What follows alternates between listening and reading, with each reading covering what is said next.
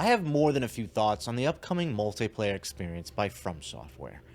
After playing in almost every network test window, minus 2 in the very first one that was plagued with network issues, I'm both hesitantly excited and worried about the overall longevity of this game. And I'm led to wonder, beyond fans of Elden Ring itself, who Nightreign really is for. But before we dive into it, what fledgling YouTuber would I be without a solid CTA? Am I right?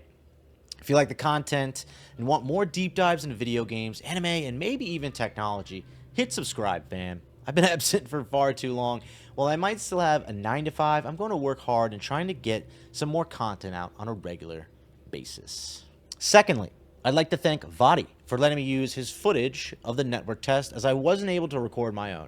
More like I'm using his video in some parts of it. I'm not going to use a lot of it because I think that's kind of bullshit. And I'll put in some Elden Ring gameplay here and there, and yeah, it's rough. I wasn't home, so I couldn't record it, and the only time I could record it was the last network test, and that would have been rough. Anyway, thank you, Vadi, and I do really appreciate that. Okay, with all that out of the way, let's Spirit Bird glide into my thoughts on all things Elden Ring Nightreign.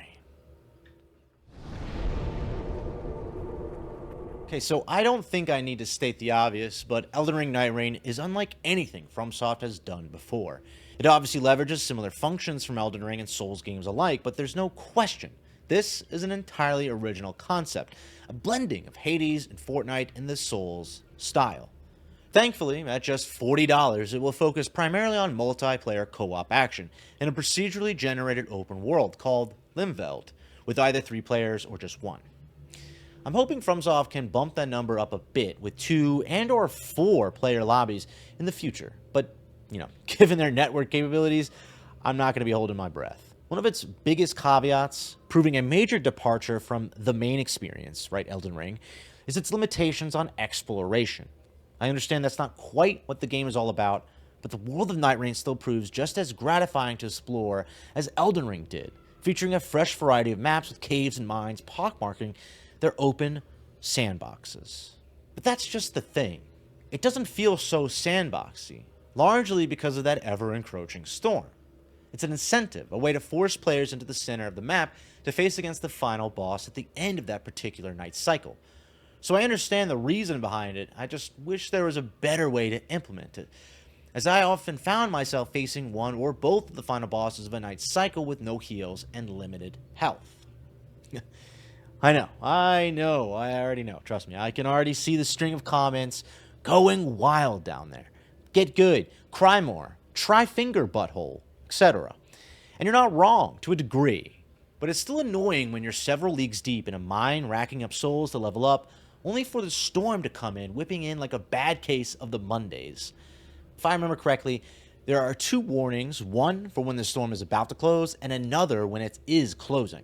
But neither of them are easy to notice, primarily when you're focusing on a boss, leveling up, exploring, picking up items, or even reviving teammates.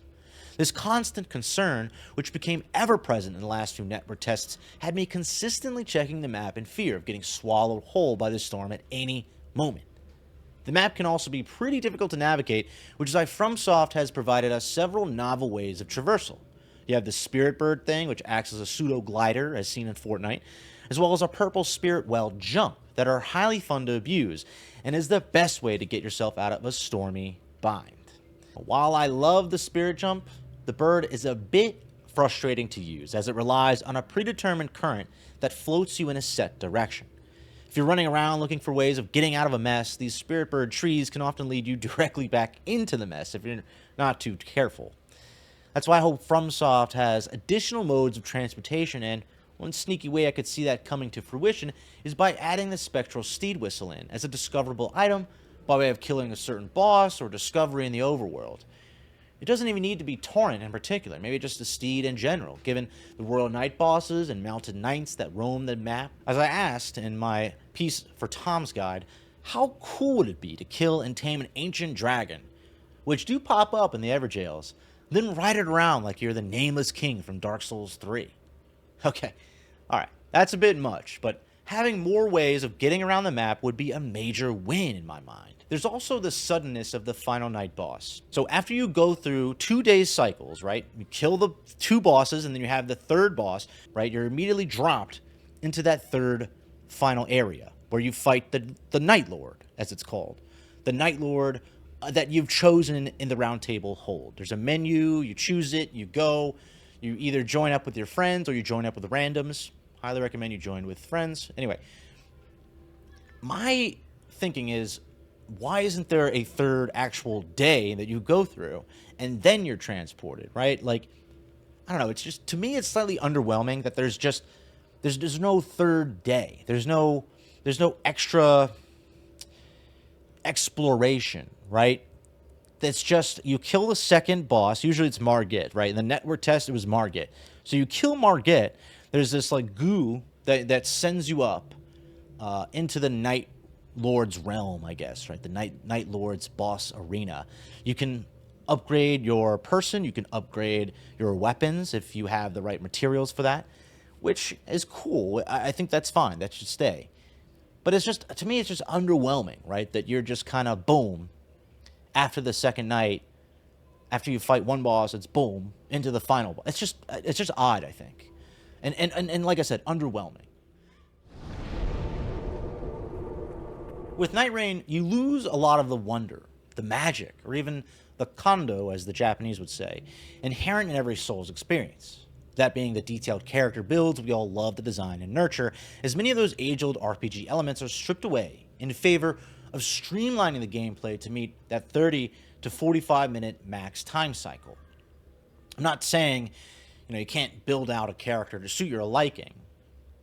Kind of. But it's a lot less hands-on and very much relies upon RNG. Similar to previous Souls experiences, you have the option to choose a particular class, aptly called Nightfarers, when starting each run. The beta had 4 of them for us to try, but there will be more in the main game, and some hopefully added over time. Thus far, we've had hands-on with Wilder, the game's box art star and generalist, Guardian, the Birdman that's sort of like a tank build with the most health and stamina, Duchess, a Lady Mariah clone that serves as an assassin of the group with nimble abilities and evasive maneuvers, and my personal favorite, Recluse, which focuses on ranged magic and healing. There are 4 Nightfarers we also know about, including a Barbarian build that wields a hammer-axe combo that has like a powerful AoE ground slam that we've seen in trailers. There's a Dex build, kind of like a katana wielder that's reminiscent of Melania with a golden arm prosthesis. Archer that seemingly takes inspiration from the Drake warrior Igon that can summon rock formations to shoot from, which seems pretty cool. And another Nightfarer that might be able to summon and command spirit ashes. We'll see about that one. I don't know. I have nothing against the Nightfarers themselves. In fact, they all seem to serve their own interesting purposes in terms of gameplay. And I can't wait to try out the rest of them. I'm glad that you can also choose 2 or even 3. Like, you're having a whole class, a whole group of recluses if you want, which is kind of neat, honestly. I didn't think that would be possible, but FromSoft, I guess, doesn't give a shit. I guess you can just go all Birdman if you want. It's kind of cool. But I'm more miffed by the fact that you won't be able to tailor the build, right? The whole aspect of what makes Elden Ring, Dark Souls, all of them so beloved in a way, beyond just the exploration aspect. I'm miffed that you won't have more control over it. The fact that you won't be able to tailor a build specifically to your liking, as when you level up at a grace, you have no say in which stats are increased. It leaves a lot of player choice on the floor, and that might not sit well with certain Souls veterans. Obviously, you'll still have a trove of weapons to pick up, passive abilities to gain, helpful consumables, and stat boosts to find throughout the overworld. But these largely rely upon RNG, and can end up being useless to your build in that particular run. Having played the Recluse the most, I pretty quickly realized I needed to find a weapon fast at the start of each run. Because you have such limited mana and health in the beginning, you'll be using it all up in no time. I can imagine there are similar trade-offs for each other character on offer in Elden Ring Nightreign. So, choose wisely. But there is one element of Nightreign that does stand out as a plus in my mind, and that's the Nightfare upgrades you get. You can select these in the round table hold right before you go into a fight with a boss. These can be the difference between life and death, honestly, giving you certain boosts like stamina buffs, or your weapons have Scarlet Rot build up, or even higher attack bonuses when Scarlet Rot is in the vicinity. They kind of are similar or act similar to the talismans in Elden Ring or the rings in Dark Souls, right? Major difference maker depending on the player. Highly recommend those. Don't forget about them. Don't forget about them.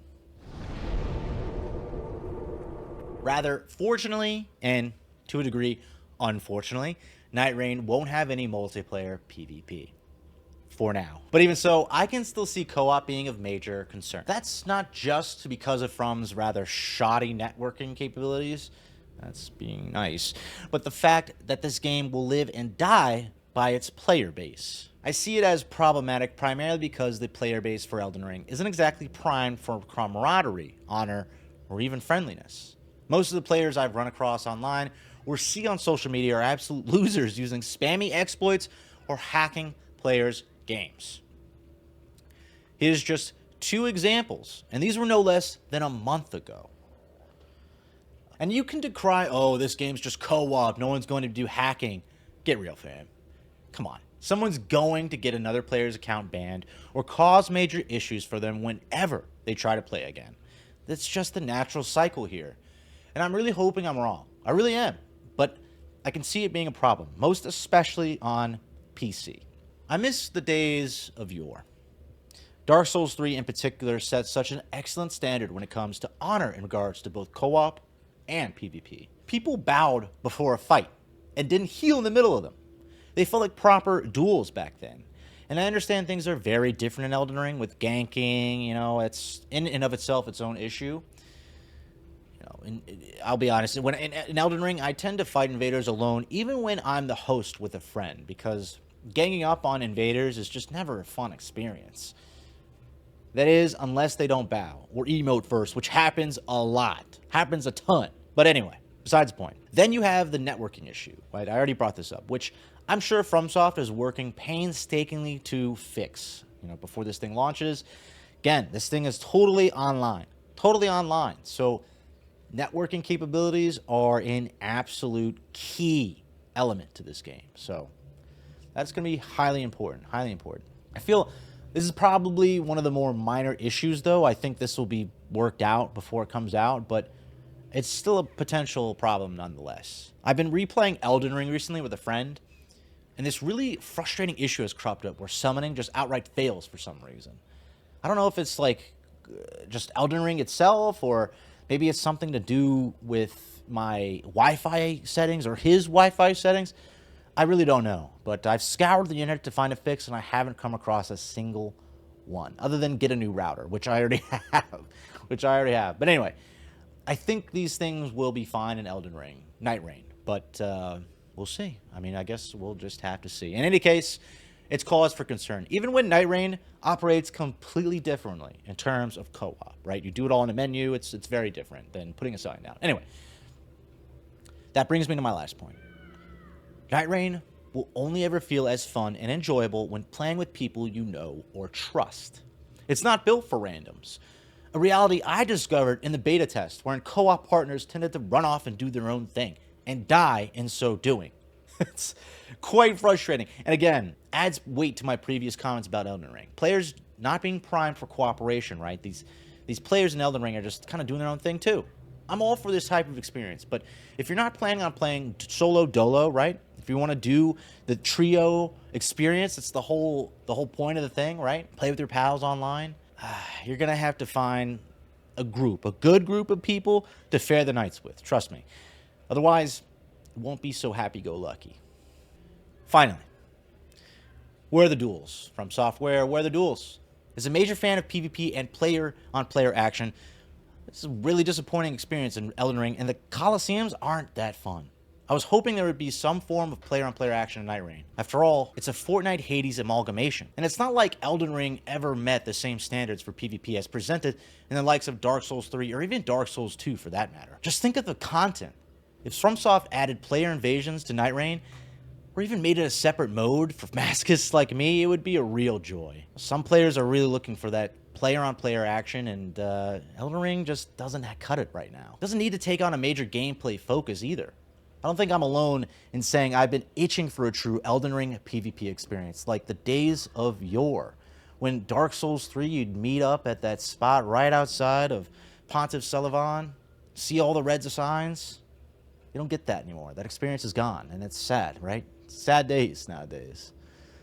But I have a feeling Nightreign could be it, with the right amount of tweaking. We'll see. Above all, I just hope that we as FromSoft and Souls connoisseurs can come together to sow the same ideology Miyazaki had when first designing online cooperation in Demon Souls. It's a fascinating tale that I'm sure most of us have already heard before, discussed at length by Keza McDonald in her Eurogamer interview with the lover of feet himself, dated May 28th, 2010. Miyazaki says, "The origin of that idea is actually due to a personal experience where a car suddenly stopped on a hillside after some heavy snow and started to slip. The car following me also got stuck, and then the one behind it spontaneously bumped into it and started pushing it up the hill. That's it. That's how everyone can get home. Then it was my turn, and everyone started pushing my car up the hill. And I managed to get home safely. But I couldn't stop the car to say thanks to the people who gave me a shove. I'd just get stuck again if I stopped. On the way back home, I wondered whether the last person in line had made it home, and thought that I would probably never meet the people who had helped me. I thought that maybe if we'd met in another place, we'd become friends, or maybe we'd just fight. You could probably call it a connection of mutual assistance between transient people. Oddly, that incident will probably linger in my heart for a long time, simply because it's fleeting.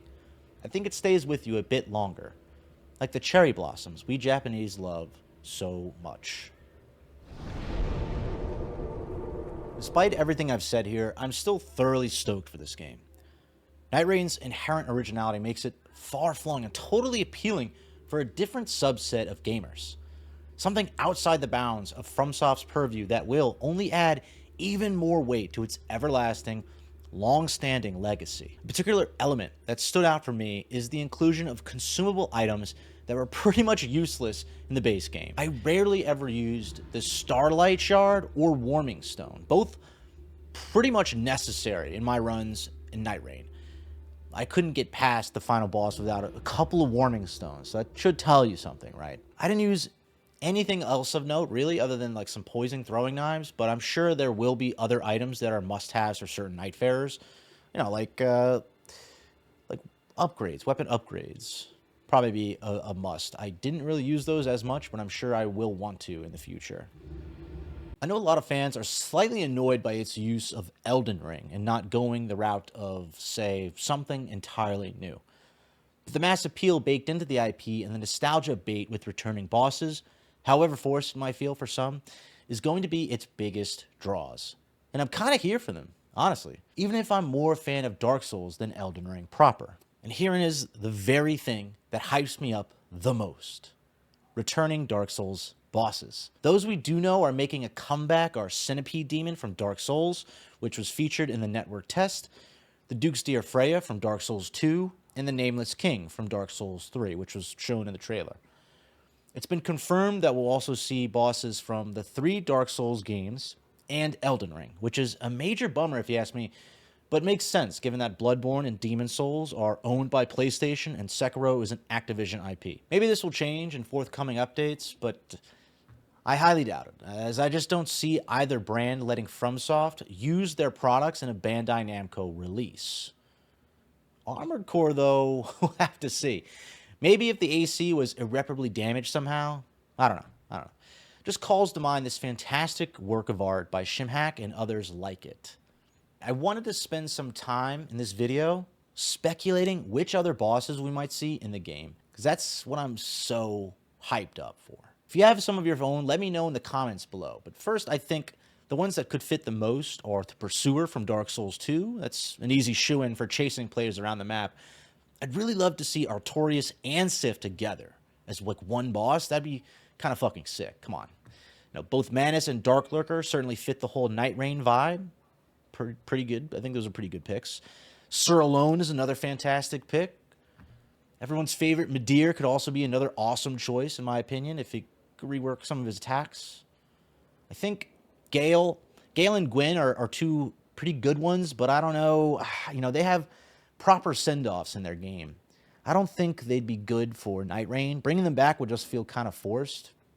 Yeah, I don't see those coming, and I hope FromSoft doesn't bring either of those two back, but never know. You never know. You know, a couple other good ones I'll include here. A couple other good ones: Fume Knight, Dancer of the Boreal Valley, Sanctuary Guardian, Abyss Watchers, Looking Glass Knight, Bell Gargoyles, and the Executioner's Chariot. All pretty fantastic. Maybe Velstad. I could see Velstad showing up too.